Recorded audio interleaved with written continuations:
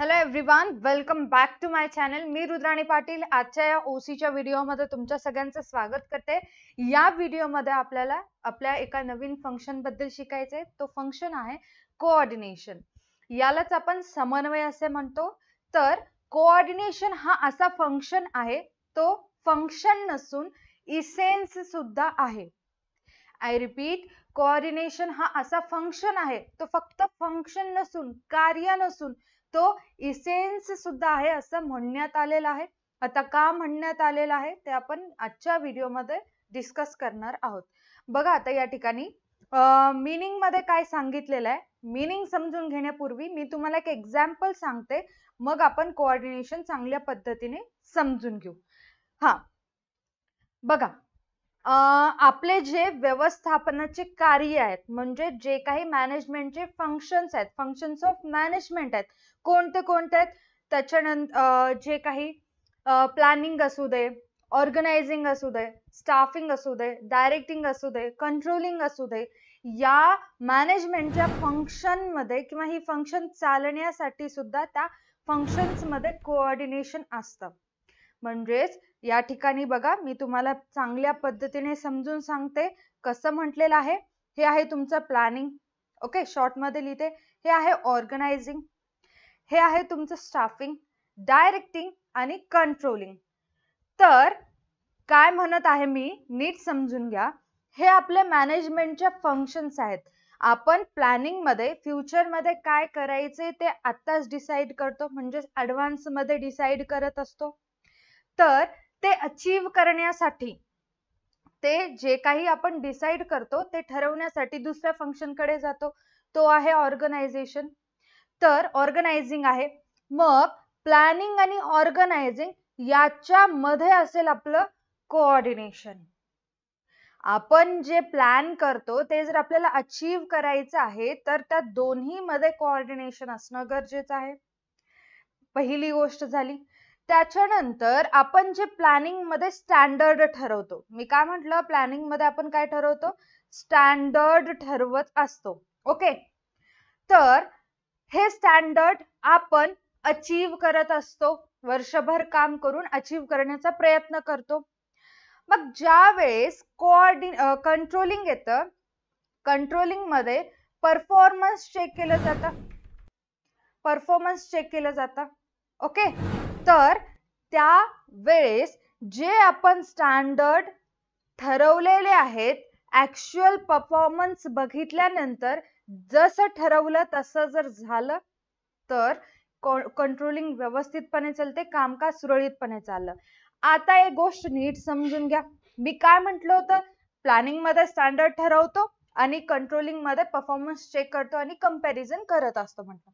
मग मला सांगा, प्लॅनिंग आणि कंट्रोलिंग मध्ये आपण जो संबंध, रिलेशन जोडत आहोत, कुणाकुणाचं, प्लॅनिंगचं आणि कंट्रोलिंगचं जे आपण रिलेशन जोडत आहोत, त्यावेळेस त्या ठिकाणी रिलेशन जोडत आहोत म्हणजेच आपण कोऑर्डिनेशन त्याच्यामध्ये आणत आहोत. सपोज आपण स्टँडर्ड ठरवलो, कंट्रोलिंगचा काही संबंध नाही प्लॅनिंगशी, मग त्यांच्यामध्ये कंट्रोलिंग नाही, तर डिफरंट झालेले आहेत. आपण या चॅप्टरच्या मीनिंगला, स्टार्टिंगला ज्यावेळेस आपण मीनिंग बघत होतो त्यावेळेसच म्हटलं होतं की सगळे जे फंक्शन्स आहेत एकमेकांवरती डिपेंड आहेत आणि अनसेपरेबल आहेत, म्हणजे सेपरेट न होणारे आहेत.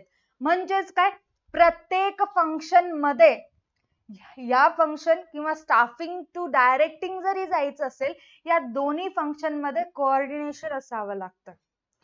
डायरेक्शन टू आपल्याला कंट्रोलिंग मध्ये जायचं असेल तर त्याच्यामध्ये सुद्धा कोऑर्डिनेशन असावं लागतं. त्याचं बेस्ट एक्झाम्पल समजून घ्यायचं असेल तर प्लॅनिंग टू कंट्रोलिंग समजून घ्या. आपण या दोघांचं कंपॅरिझन करतो ना, जे स्टँडर्ड ठरवलो आणि आपण काय परफॉर्मन्स, ऍक्च्युअल परफॉर्मन्सचं कंपॅरिझन करतोय, तुलना करतोय म्हणजेच काय, कशाद्वारे करतोय, कोऑर्डिनेशन द्वारे करतोय. दोघांमध्ये समन्वय असल्यामुळे पॉसिबल होत आहे. जे काही डेव्हिएशन असतील, जर येत असतील डेव्हिएशन, तर त्याच्यावरती काम करणार, परत त्या चुका होणार नाहीत याची दक्षता घेणार, परत चांगल्या पद्धतीने काम करणार. समजलं समन्वय एक्झॅक्टली काय आहे?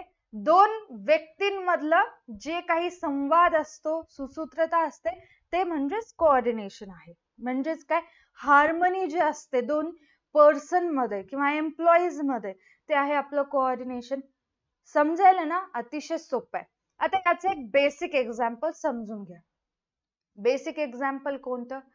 बेसिक एक्झाम्पल म्हणजे आपल्या फॅमिलीमध्ये 5 लोकांची फॅमिली आहे, 5 मेंबर्स आहेत. कोण कोण? Grandfather, father, mother, daughter and son, असे 5 मेंबर आपल्या फॅमिलीमध्ये आहेत. ग्रँडफादरचं म्हणजेच आजोबा, आजोबांकडेच लक्ष आहे.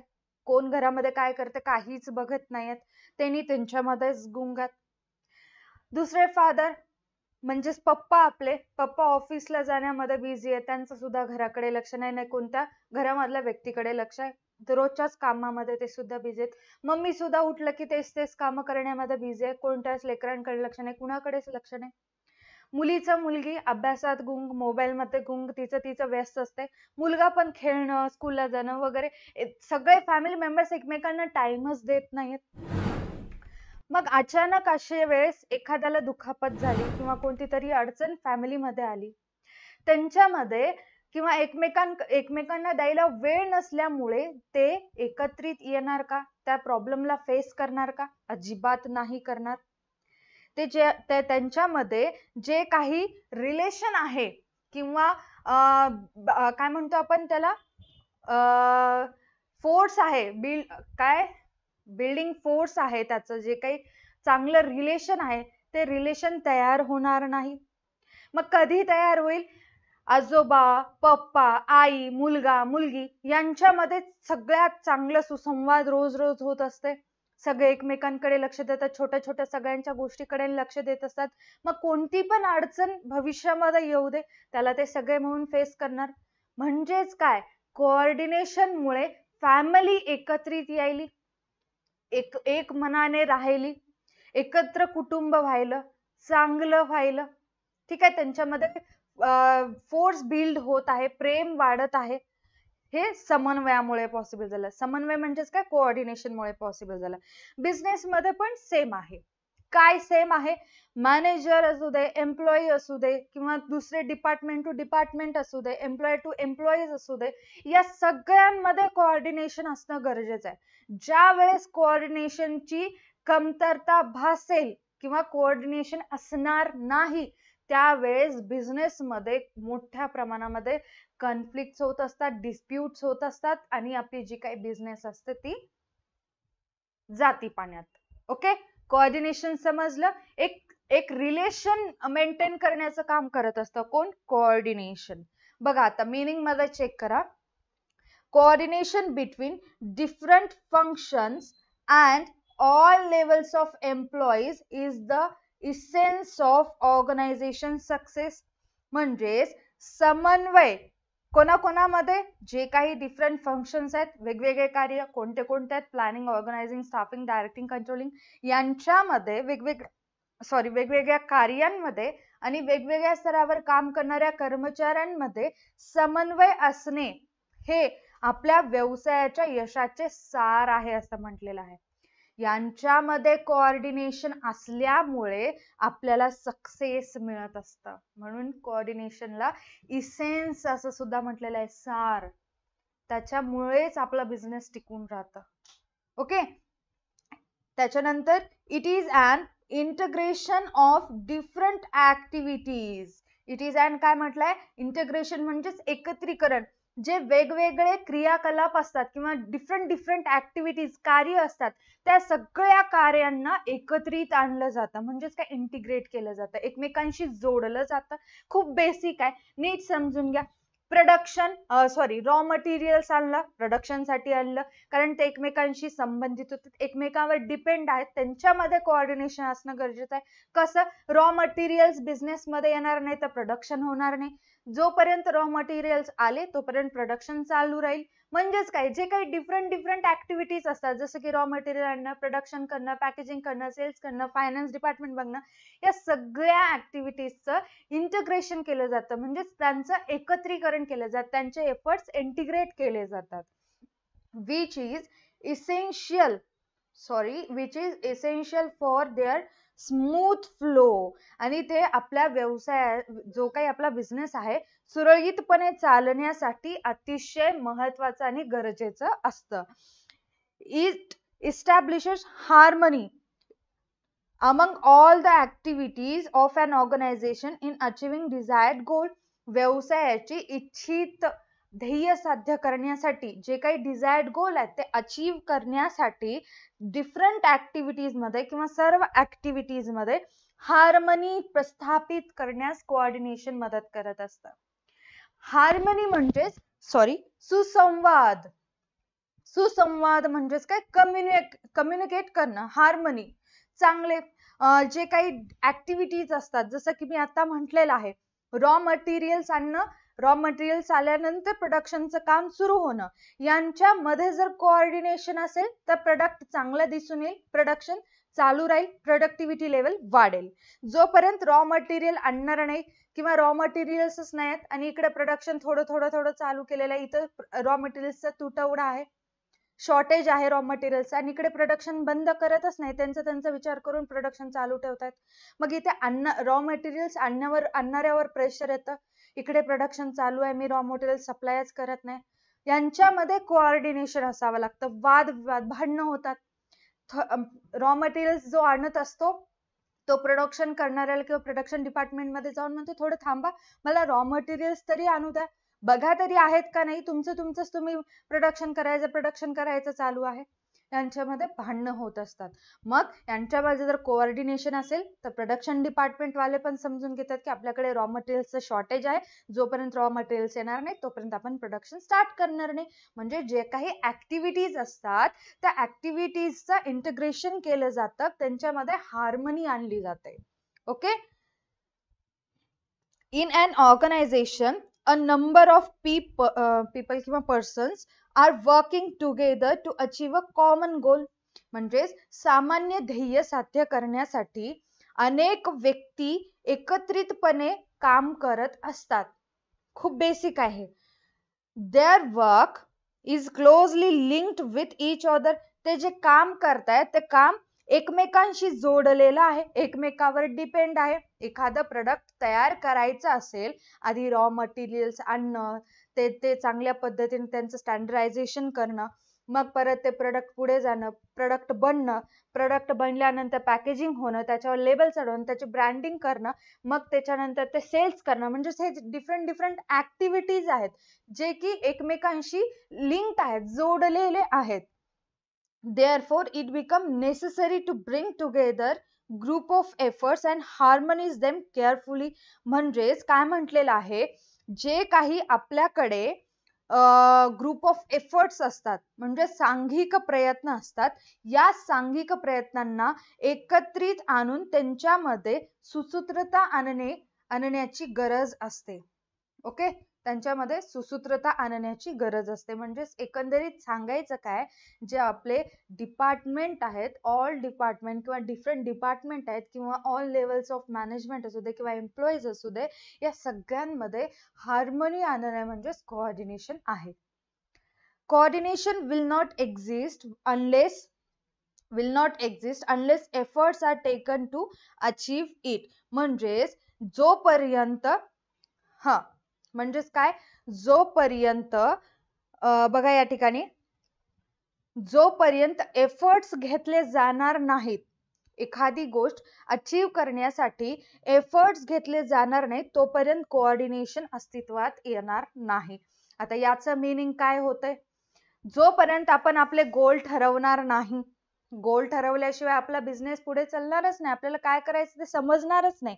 ज्यावेळेस गोल ठरतील मग ऑर्गनायझिंग हा फंक्शन स्टार्ट होईल. म्हणजेच काय, गोल ठरवलं की संपलं, आता त्या ठिकाणी कोऑर्डिनेशन आलं.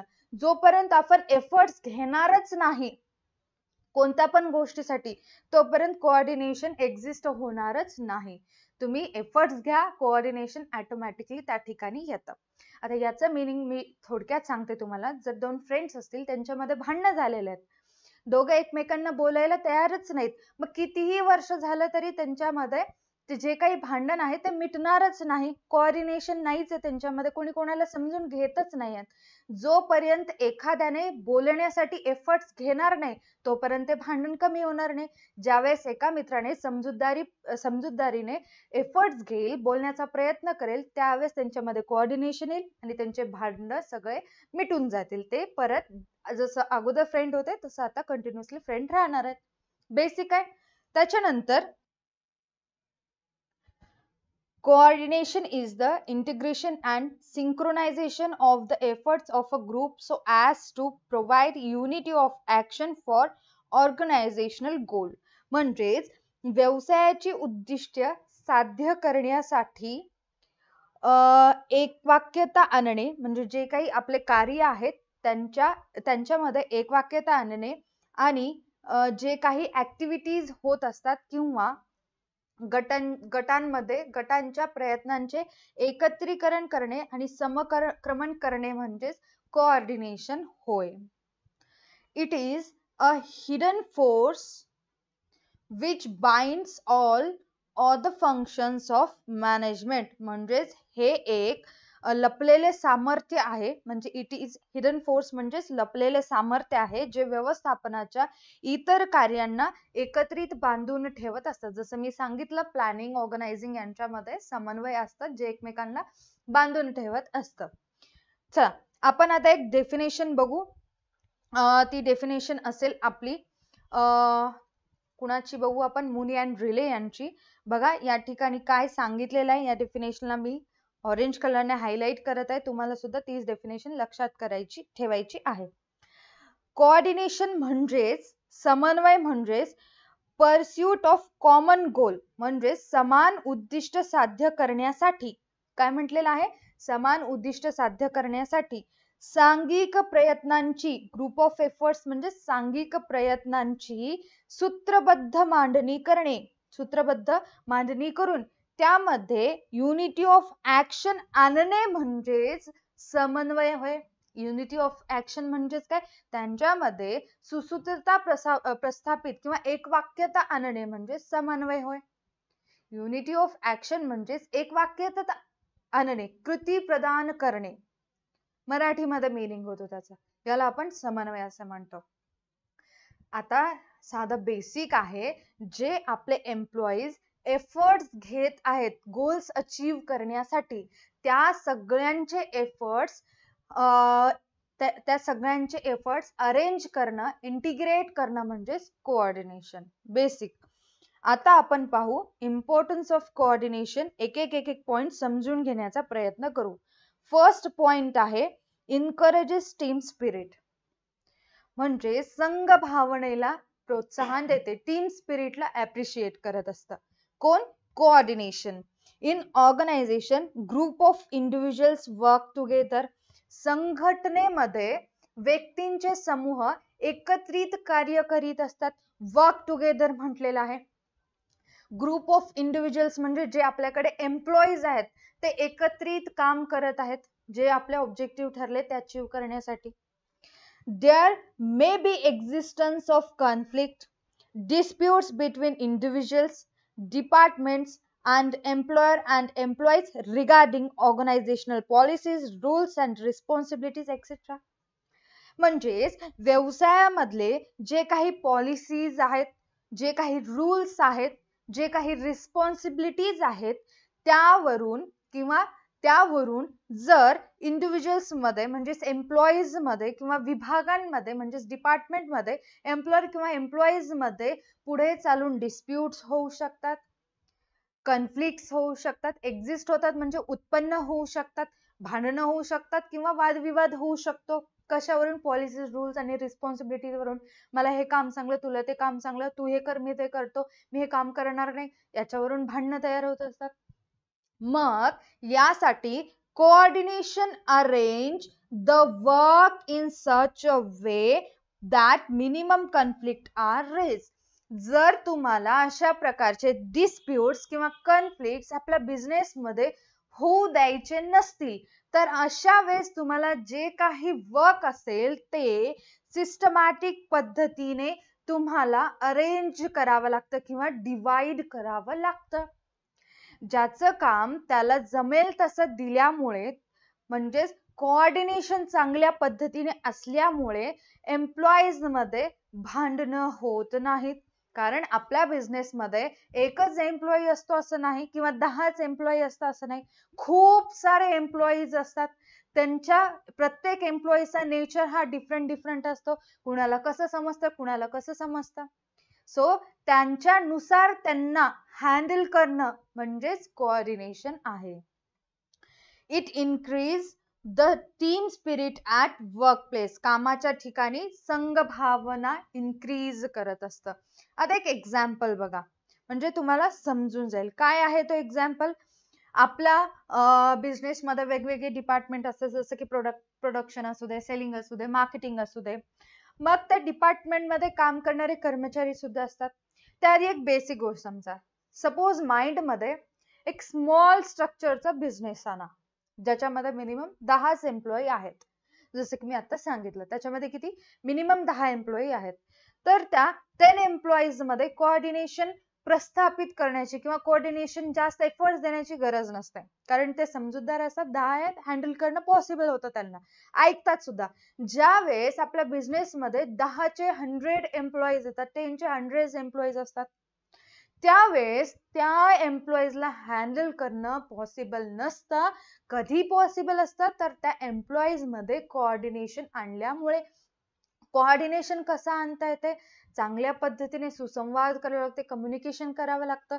जे काही वर्क असतं ते चांगल्या पद्धतीने सिस्टमॅटिक पद्धतीने अरेंज करावं लागतं. तेव्हा कुठं त्यांच्यामध्ये डिस्प्यूट्स किंवा कॉन्फ्लिक्ट कमी होत असतात. होतातच, 100% प्रत्येक बिझनेस मध्ये कॉन्फ्लिक्ट आणि डिस्प्यूट असतातच. ते कधी कमी करता येते, मिनिमाइज कधी करता येते? योग्य प्रॉपर कोऑर्डिनेशन द्वारे. हे लक्षात ठेवा. आता या ठिकाणी मी तेच सांगितलेलं आहे, ज्या वेळेस आपल्या बिझनेस मध्ये जास्त एम्प्लॉईज असतात, त्या एम्प्लॉईज मध्ये जर भांडणं होऊ द्यायचे नसतील, कॉन्फ्लिक्ट किंवा डिस्प्यूट्स होऊ द्यायचे नसतील, तर त्यांच्यामध्ये मॅनेजरला कोऑर्डिनेशन आणावं लागतं, तरच बिझनेस सक्सेस होत असतो आणि त्यांच्यामध्ये टीम स्पिरिट येत असतं. आणखीन एक गोष्ट, ज्या वेळेस प्रत्येक एम्प्लॉईला त्याला टार्गेट समजून दिल्यावर तो फालतू गोष्टीमध्ये वेळ घालत नाही, म्हणजेच फालतू चर्चा करायला त्याच्याकडे वेळ असणार नाही, म्हणजेच कोणती गोष्ट कुणाला मनाला लागणार नाही आणि त्यांच्यामध्ये वादविवाद होणार नाहीत. म्हणजेच काय, वर्क चांगल्या पद्धतीने अरेंज केल्यामुळं, कोऑर्डिनेशन त्या ठिकाणी आणल्यामुळं भांडणं वगैरे कमी होतात आणि गोल्स अचीव्ह होत असतात. आय होप तुम्हाला समजलं. त्याच्यानंतर सेकंड वन जो फंक्शन आहे बघा, गिव्स प्रॉपर डायरेक्शन. कोऑर्डिनेशन मुळे चांगल्या पद्धतीने डायरेक्शन मिळतं असं म्हटलेलं आहे. Coordination integrates departmental activities for achieving common goal of the organization. व्यवसायाचं सामान्य ध्येय साध्य करण्यासाठी जे काही व्यवस्थापकीय कार्य असतात ते एकत्रित करण्याचं काम समन्वयामध्ये केल्या जातं. आता डिपार्टमेंट ऑफ ऍक्टिव्हिटीज किंवा डिपार्टमेंटल ऍक्टिव्हिटीज म्हणजे जे काही रेग्युलर बेसिसवर आपल्या डिपार्टमेंटमध्ये काम होत असतात, त्या सगळे कामांचं इंटिग्रेशन केलं जातं, त्या सगळ्यांना एकत्रित आणलं जातं आणि गोल अचीव्ह केलं जातं. The work is arranged in very systematic way. मी आताच म्हटलेलं आहे, जे काही काम असतं, म्हणजे एका पर्टिक्युलर एम्प्लॉईला त्याचं काम त्याला सांगून टाकलं, त्याचं टार्गेट त्याला दिलं, तर त्याला दुसऱ्या गोष्टीमध्ये डोकं खुपसण्यासाठी वेळ नसतो त्याच्याकडे. मग भांडणं होणार नाहीत, बिझनेस चांगल्या पद्धतीने चालतो. ते कशामुळे पॉसिबल होतं? ते सुद्धा कोऑर्डिनेशन मुळे पॉसिबल होतं. The interdependence of department gives proper direction to the employees. जे विभागांमध्ये असणारे परस्परावलंबन, यामुळे कर्मचाऱ्यांना योग्य नियंत्रण किंवा योग्य दिशा मिळत असते. खूप सोपं आहे. इंटरडिपेंडन्स म्हणजे परस्परावलंबन, कोणी कोणावर अवलंबून नसणारं, परस्परावलंबन म्हटलेलं. त्यांचं काम आपण त्यांना सोपवून दिल्यानंतर कोणीही कोणाच्या गोष्टीमध्ये डोकं खूप बसवणार नाही. टार्गेट कंप्लीट करायला बघतात आणि असं नाही की हे याचं मला काम दिलं, माझं करून बाजूला जातो, असं नाही. मी तर काम करणारच, दुसऱ्याला हेल्प करणार. म्हणजेच काय, हेल्प करणार म्हणजेच काय, त्यामध्ये कोऑर्डिनेशन आलं. मिळून मिसळून जे काही एफर्ट्स घेत आहेत त्यांचं एफर्ट्सचं एकत्रित आणून गोल अचीव केलं जातं. म्हणजेच त्यामुळे त्यांना प्रॉपर डायरेक्शन सुद्धा मिळत असते. आता या ठिकाणी बघा, प्रॉपर डायरेक्शन म्हणजेच काय. आता हा एक एम्प्लॉई आहे आणि हा एक एम्प्लॉई आहे. या एम्प्लॉई सोबत कोऑर्डिनेशन होत आहे, म्हणजे हार्मनी आहे, चांगल्या पद्धतीने कोऑर्डिनेशन होत आहे. कोऑर्डिनेशन झाल्यामुळे याला प्रॉपर डायरेक्शन मिळालं, याला जे काही टास्क देण्यात आलं होतं ते समजलं आणि ते टास्क त्याने कंप्लीट सुद्धा केलं. आता हा एक एम्प्लॉई आहे, याच्या सोबत मॅनेजरचं कोऑर्डिनेशन होत नाही, कारण हा ऐकतच नाही मॅनेजरचं, आपल्याच धुंदीमध्ये असतो. मग याला प्रॉपर डायरेक्शन मिळेल का? या ठिकाणी कोऑर्डिनेशन होईल का? होणारच नाही. जर मॅनेजर जे सांगतो हा सुद्धा चांगल्या पद्धतीने ऐकला, यांच्यामध्ये याच्यासारखा जर कोऑर्डिनेशन जर आला तर याने सुद्धा दिलेलं टास्क वेळेत कंप्लीट केलं असतं, म्हणजेच याला सुद्धा प्रॉपर गायडन्स मिळालं असतं. ठीक आहे, समजायला ना. म्हणजेच कोऑर्डिनेशन प्रॉपर डायरेक्शन सुद्धा प्रोव्हाइड करत असतं. कधी पॉसिबल होतं? ज्यावेळेस कोऑर्डिनेशन असेल तेव्हाच प्रॉपर डायरेक्शन मिळत असतं. त्याच्यानंतर थर्ड पॉइंट आहे फॅसिलिटेट्स मोटिवेशन. मोटिवेशन सुद्धा प्रोव्हाइड करतं.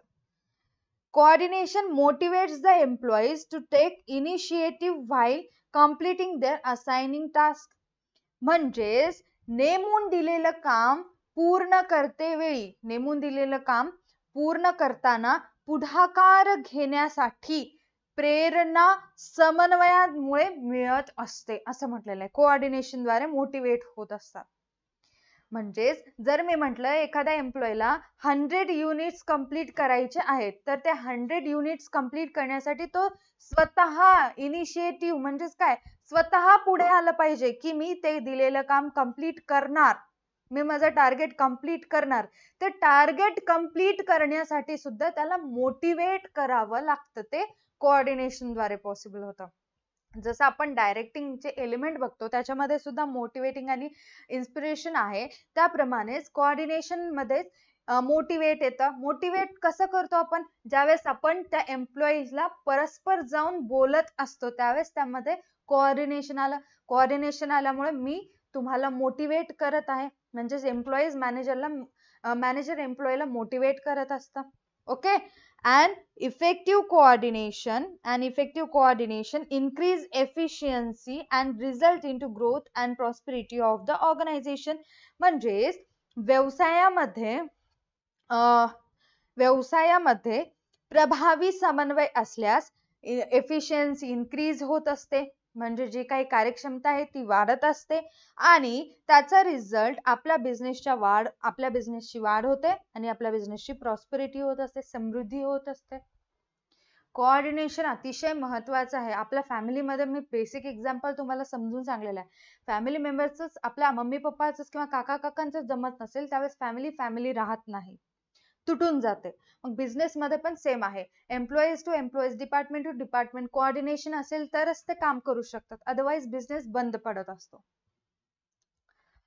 A prosperous organization ensures job security, higher income, promotion and incentives. Such monetary and non-monetary incentives provide job security and motivate the employees for hard work.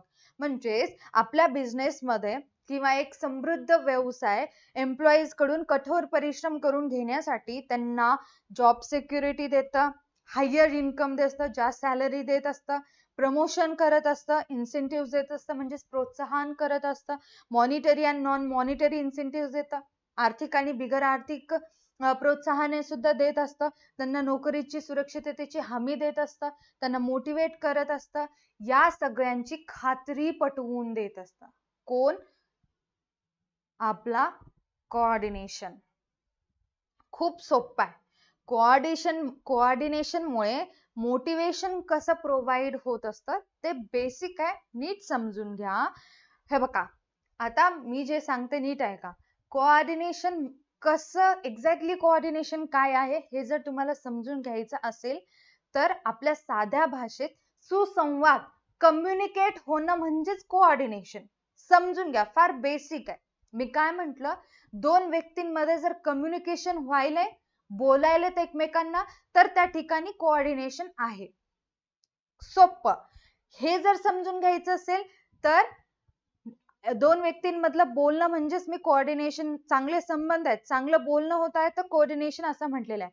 ज्यावेळेस manager आणि employee, ठीक आहे, ज्यावेळेस manager आणि employee असतात त्यांच्यामध्ये चांगल्या पद्धतीने कोऑर्डिनेशन असेल, सुसंवाद असेल, कम्युनिकेशन असेल, तरच मॅनेजर एम्प्लॉईला मोटिवेट करेल. त्यांना मोटिवेट करण्यासाठी कोऑर्डिनेशन आवश्यक आहे. समजायला ना, एकमेकावर डिपेंड आहेत. आता मोटिवेट कशाद्वारे केलं जातं? त्यांना financial and non financial incentive दिले जातं, जॉब सिक्युरिटी दिली जाते, जास्त काम केलं तर जास्त इन्कम तुम्हाला मिळेल असं सांगितलं जातं. मग ते मन लावून काम करतात, त्यांना जास्त हार्डवर्क करत असतात, त्याचा फायदा बिझनेसला होत असतो.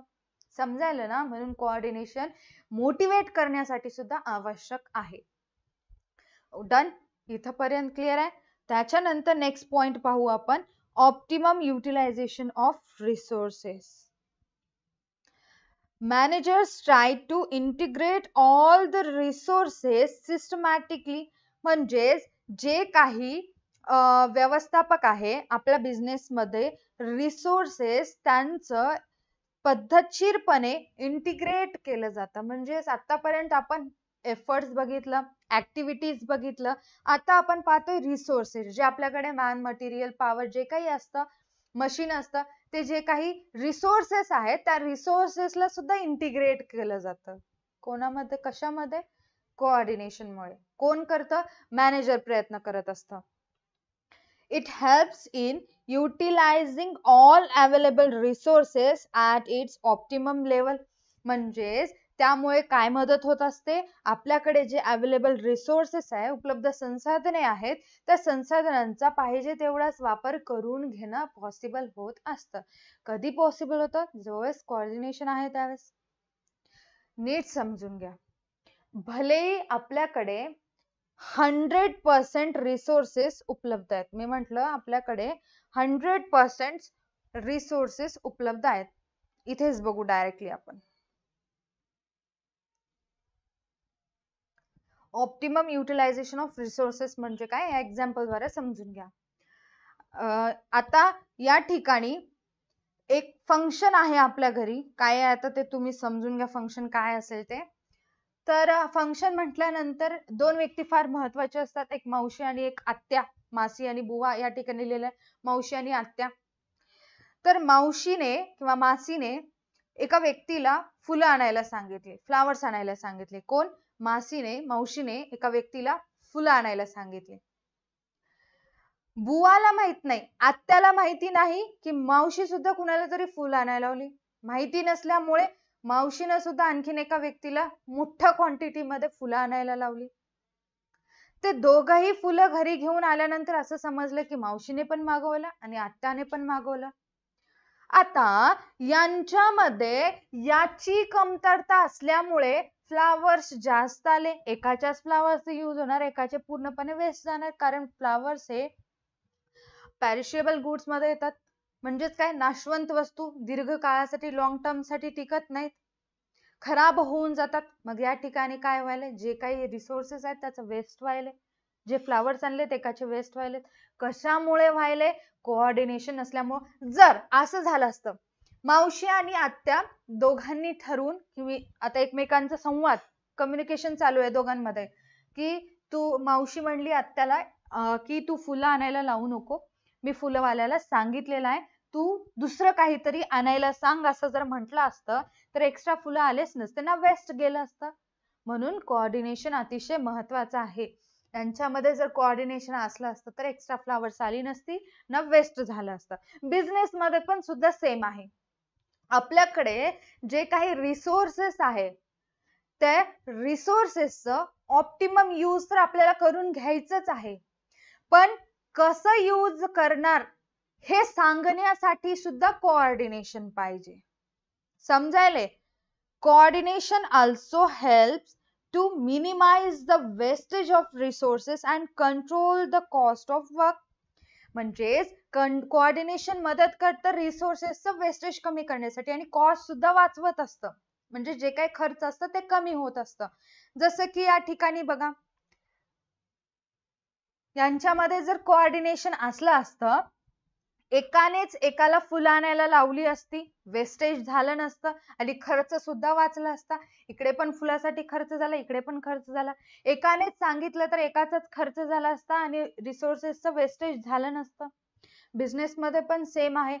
एखाद्या मॅनेजरने सांगितलेलं आहे की रिसोर्सेस किती वापरायचे तेवढेच रिसोर्सेस वापरावे. सांगितलेलं आहे म्हणजेच कोऑर्डिनेशन आलं.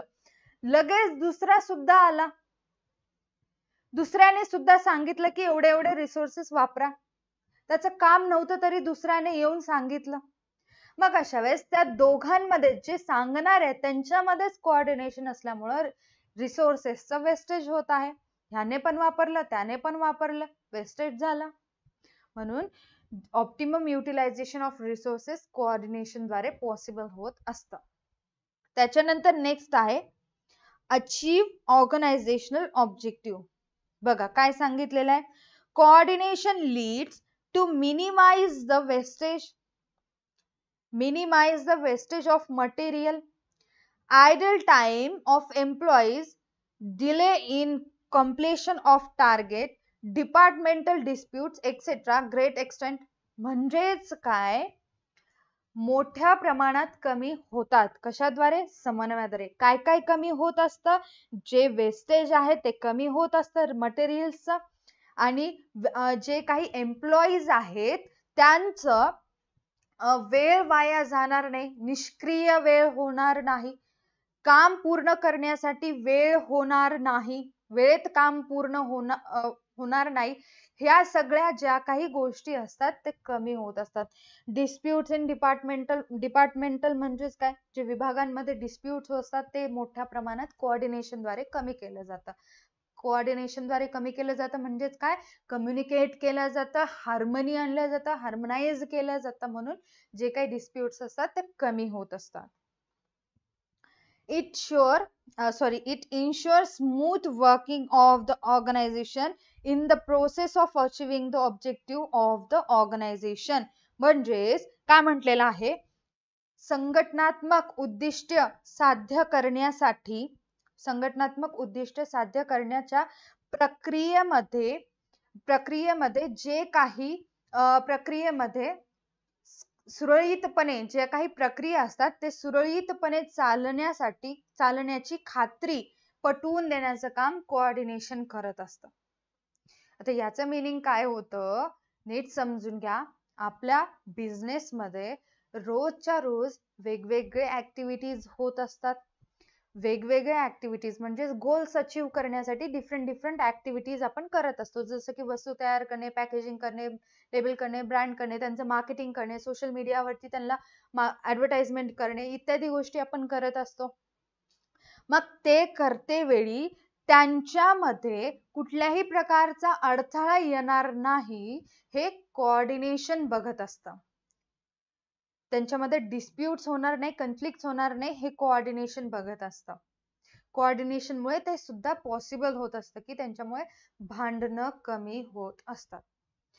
ठीक आहे, तुम्हाला सगळेच्या सगळे पॉइंट समजले असतील तर या व्हिडिओला लाईक करायचं, चॅनलला सबस्क्राईब करायचंय. आणखीन एकदा सांगते मी तुम्हाला, नीट समजून घ्या. जर तुम्हाला कोऑर्डिनेशन समजून घ्यायचं असेल तर एक बेसिक गोष्ट लक्षात ठेवा. परत तेच सांगते, कोऑर्डिनेशन म्हणजे संभाषण, कम्युनिकेशन. तुमच्यामध्ये आणि तुमच्या पप्पांमध्ये रोज संभाषण, डेली तुम्ही कम्युनिकेट करता म्हणून तुमच्यामध्ये कोऑर्डिनेशन आहे, भांडणं होत नाही. समजायलंय? ज्यावेळेस तुमच्यामध्ये आणि तुमच्या पप्पांमध्ये बोलणं होतच नाही, कम्युनिकेशन होतच नाही, त्यावेळेस कोऑर्डिनेशन त्या ठिकाणी नाही. मग उद्या पुढे चालून कदाचित भांडणं सुद्धा होतात, मत जुळत नाहीत. जे काही तुमचे ओपिनियन्स असतात ते मॅच होत नाहीत, मोठ्या प्रमाणात भांडणं होत असतात. ओके, समजलं? कोऑर्डिनेशन म्हणजेच कम्युनिकेशन आहे. कम्युनिकेशन जर चांगलं झालं तरच बिझनेस टिकतं, म्हणजेच कोऑर्डिनेशन चांगलं असावं लागतं थोडक्यामध्ये. आय होप तुम्हाला व्हिडिओ आवडला असेल. आजच्या व्हिडिओसाठी एवढंच. भेटूयात अशाच एका न्यू व्हिडिओमध्ये. Tata bye bye. Take care. Stay connected.